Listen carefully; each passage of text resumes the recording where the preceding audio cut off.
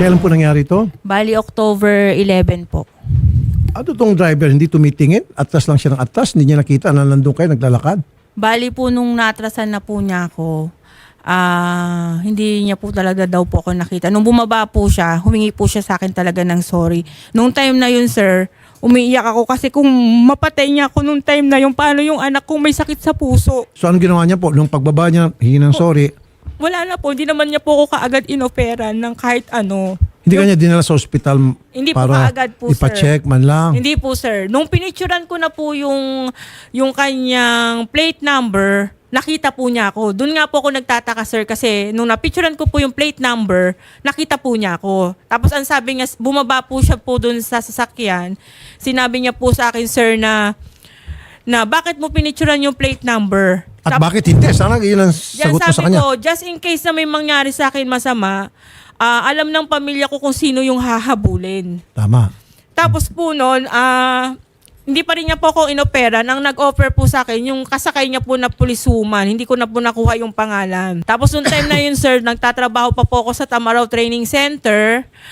Meron po akong daladalang dokumento noon na kailangan ko pong isubmit sa training center noon. Kaya nag-refuse po ako dun sa babaeng pulisuman. Pero nung nabigay ko na po yung papel dun sa boss ko po, kay Ma'am Edith, bumalik po ako sa gate 2 po ng Krame. Tapos nagtanong po ako dun sa in charge po dun Anong sabi po sa krame? tinawagan po nila yung EOD po, yung department po ng EOD. Sinundo Ang po EOD nila is Explosive Ordnance Disposal. Opo, sir. NK9 unit. Tapos po, sir, In short po, ano sinabi sa iyo? kinausap po ako ng director po nun nila, sir, si Sir Magno. Humingi po siya ng pasensya dahil dun sa ginawa po ng At meron po kay medical. Meron po, naipasa ko na po kay ma'am. Nagpa-check ko kayo. Opo. Ano pong sabi ng direktor? Ano pangalan ng direktor? Sir Magno po. Okay, nag-sorry. Tapos ano pong sinabi? Pina-x-ray po nila po ako, sir. Okay. Dinala po nila ako sa... Okay, so doon sa x-ray, ano pong lumitaw? Meron po silang nakita, sir, daw po doon sa x-ray ko, pero hindi daw po siya related sa pagkakabangga sa akin. Okay, saan ho ba kayo nabangga? Dito po sa likodan, sir. Okay, ano pong sabi doon sa x-ray? Hindi related? Ba't daw hindi related? Yun po ang sabi ng doktor at hindi ko din po alam. Tapos po, binigyan po nila ako ng referral sa orthopedic for Okay. MRI. Okay. Tapos po, nagkaroon po kasi kami ng ano niyan, sir, usap po kami ni Sir Jason Basaysay sa barangay po. Para maging patas din po ako dito, ano, Opo, sana sir. maintindihan niyo po, ma'am. Apo. I just want to make sure na yung pagkabangga sa inyo, yung lumitaw sa x-ray at MRI, may kinalaman po doon sa bangga. Ayoko naman pong mangyari na dati na, sorry ma'am, Opo. naging fail lang talaga ko rito. Opo. Ayoko naman po yung dati na kayo may sakit, na ganon, Opo. spondylosis, medyo alam ko po ito kasi may Opo. mga kasamaan ako na ganito po yung sakit. Opo. L3, L4, L4-5, L5, Opo. parang sa spine po ito. Opo. Okay. Na talagang may kinalaman sa bangga. Yun po ang sabi po sa akin ni Dr. Isidro po ng orthopedic na kumbaga sabi niya doon sa MRI na paliwanag niya po sa akin, meron daw po sila nakita na parang sakit ko pero nag-trigger po siya nung naatrasan daw po ako. Dati na kayo may sakit ito. Hindi ko po alam na may ganyan po akong sakit. Nung nalaman ko na lang po, nung nagpa-MRI na po ako. Natumba ho ba kayo? Hindi po, napatuwad po. Yung parang, pero hindi po ako dumiretso sa lupa. Ano pong sabi ng orthopedic doctor nung magpa-check kayo? Kumbaga, ang sabi po sa akin, sir, nung doktor po is, kumbaga, nung nabangga daw po niya ako, related po kasi, imbis daw po na kaya pang i-rehab, ooperahan na po ako ngayon. Nang dahil po dun sa bangga, imbis na rehab, kailangan ng surgery na agad. Opo. Pero 1 month po kasi may rehab pa po ako ng 1 month po, sir. Itong sakit na spondylotitis, meron ako isang staff na may ganitong sakit katulad sa inyo. In fact, meron ako alam na dating presidente, ganito yung sakit. Hindi ka magkakaroon ng ganitong sakit agad-agad. Opo. It gets built up through the years. Or, pag malalang aksidente, halimbawa, sumasakay ka sa motor at tumumba ka, nagulong-gulong ka sa motor, o katulad nung sikat na yung si Superman dati, na artista, yung Reeves, nahulog sa kabayo, ganito yung sakit Wala niya. naman po kung... Hindi, ibig sabihin, dalawa yung mami, kahit it doesn't mean na kailangan kang ma-aksidente para magkaroon ka nito. Opo. may mga tao na nabibuild up to hanggang sa pagtanda. Halimbawa, kuba ka, posture mo, Opo. nagkakaroon ka ng ganitong sakit o lahi ninyo. Pero nakita ko naman po doon sa video, nakalakad ka at na kinausap mo pa. So ang sinabi po sa inyo ng unang doktor na nag-x-ray sa inyo, dati ka na may sakit nito, kailan nag-trigger? Opo. Kaya agad-agad i-surgery ka. Hindi pa po, sir. Kailangan ko po muna pong magpalagay ng brace. Tapos magpa-rehab po ako ng 1 month. Tapos January 24 po, doon po malalaman kung magsasurgery. Operahan ka. Kung dahil lang doon, kailangan ka na agad maoperahan, Opo. medyo mahirap kita ilaban dito. Opo. 'Di ba? Opo. Kaya kailangan ko kausapin ng isang spine doctor Opo, sir. dito kung yung ba ang dahilan kaya kailangan ka na agad maoperahan sa spine. Opo, sir. 'Di ba? Kasi malala po ito. Yung spine surgery, medyo delicate na Opo. surgery yan. Opo. Mahabang recovery niya at malaking gastusan dyan. Opo. But anyway, huwag ka mag-alala, mayroon naman tayong PhilHealth. I mean, may mga insurance tayo, government insurance o government Opo. facilities na pwede kang tulungan. Pero ayaw ko lang po ikarga sa isang insidente na wala namang kinalaman doon sa insidenteng yon, Opo. yung dapat na maoperahan ka. Opo. Ang nag-usap po kami, sir, sa ang ko lang, tulong lang naman po talaga sa kanya. Tulong. Yan. Opo. Pero wag po natin sabihin na dahil doon, kailangan ka na ma-surgery. Opo. Itong spine na sakit mo. Opo. However, ayaw ko lang pong mangyari dito na sisingil po tayo sa PNP para sa operasyon at kung ano pang gastusin na wala naman silang kinalaman. Opo. Opo, sir.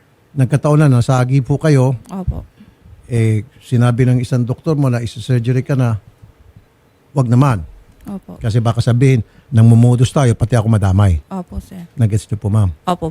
So ang ilan pala, ang gusto mo lang is kunting tulong. Opo. Kasi po, sir, sa totoo lang, wala na po rin akong trabaho. Tapos meron po Okay. akong anak na nag-aaral. Okay. Meron pa rin akong anak na may sakit sa puso na kailangan ko rin pong May pagamot. sakit sa puso, okay. Ngayon po, yung rehab po kasi mamamasahe po ako papunta, Back and pabalik. forth. Opo. Tapos yung tawag po nito, yung hindi ko po alam kung pagkano po yung babayaran ko dun sa pag-rehab sa akin, sir. Sa Kasi rehab, okay. yung brace po kasi na ikinabit po sa Brace akin. pa, okay. Sige. Nung kinabit pong brace po sa akin, mura lang naman din po kasi nailapit ko po sa malasakit. Yun nga lang po. Okay. Sa nanay ko po yun.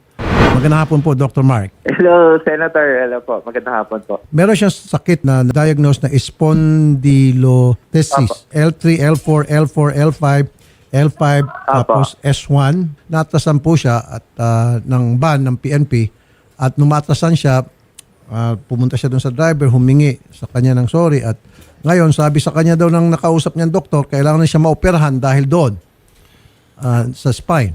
Ang spondylosis kasi is it's a degenerative condition na nababago yung alignment, na naiipit na yung nerve.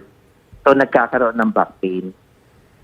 Pwedeng makatrigger ang trauma, pero pwedeng dati ng problema niya yun. Kasi degenerative nga po. So Ayun. I cannot consider na dahil sa trauma or hindi ko rin pa-consider na dahil sa chronic na rin. So it could be in both ways. Dati nang meron siya nito, kaya lang nag-trigger. Yung nga po yung sinabi niya kanina. Posible po yun, Senator. Ay, posible ba na nang dahil doon sa sagi, siya agad-agad nagkaroon ng L3, L4, L4, L5, L5, S1? Depende po kasi yung paano yung yung injury niya, paano yung mechanism of injury. So, I cannot assure. Pwedeng na-trigger dahil sa trauma, pwedeng dati na rin po talaga. Pero, like I said, hindi ko po kasi nakita yung patient, so hindi ko po masasagot. Okay. sige. So, meron po siyang x-ray dala rito. Ipapabasa po namin sa inyo. At doon malalaman niyo po siguro, Doc, kung yung ba ay dati na o dati na at dahil doon sa sagi ay nag-trigger at kailangan na ma-surgery. Tama, Doc? That's where you'll be coming in. Kailangan ko rin makita physically present yung Video. Yung patient kasi kailangan ko makita yung physical exam niya, paano Yes. yung pain, Yes. saan yung limitation niya and everything. So I cannot conclude through images lang. Okay. Oh, Kaya nga po, kailan ba nangyari ito, ma'am? Opo. October 11. Opo. Okay. Ba't ngayon lang kayo pumunta, ma'am? Inantay ko pa po kasi ang sabi ko po sa pulis kasi ayaw na nga po niya ako ipa-MRI. Sabi ko kapag napatunayan ko na related yung MRI ko sa pagkakasagi mo sa akin, Yes. tsaka na lang kita hahabulin. Good. Yun po ang sabi ko Ma'am, po sa kapag kanya. ito may kinalaman sa pagkasagi, believe me, believe you, nasa likod mo ako 101%, pananagutin natin yung PNP hanggang kataas-taasan, hanggang kung saan tayo makaabot. Opo. Kayang-kaya ko po yan. Salamat Ang ayaw po. ko lang po kasi, na dati nyo po itong sakit, ikakarga nyo po sa PNP. Opo. Ayaw ko mangyari yun. Opo, sir. Okay? So, ito pong mga medical records ninyo, pati x-ray, sasama namin kayo kay Dr. Mark Bartolabak, isa po siyang expert, isa po siyang orthopedic doctor. Opo, sir. Okay. And then, siya ang magsasabi sa amin kung ano talaga ang dahilan ng sakit nyo. Okay ba sa inyo, Doc? Ay, okay lang po, Senator. Pwede niyo po akong lapitan anytime. Sige, schedule mo natin, ha? Opo, sir. Sige. Hanggat wala pa pong sinasabi po si Dr. Mark, hindi mo muna ako magbibigyan ng komento kung anong klaseng tour ibibigyan namin sa inyo. Opo, sir.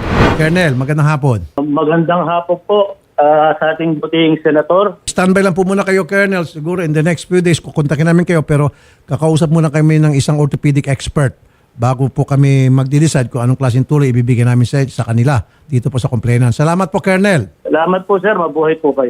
Patrolman Basaysay, sir. Hello po sir, good afternoon po. Opo. Bali doon po sa side ko po sir, doon sa medical, no.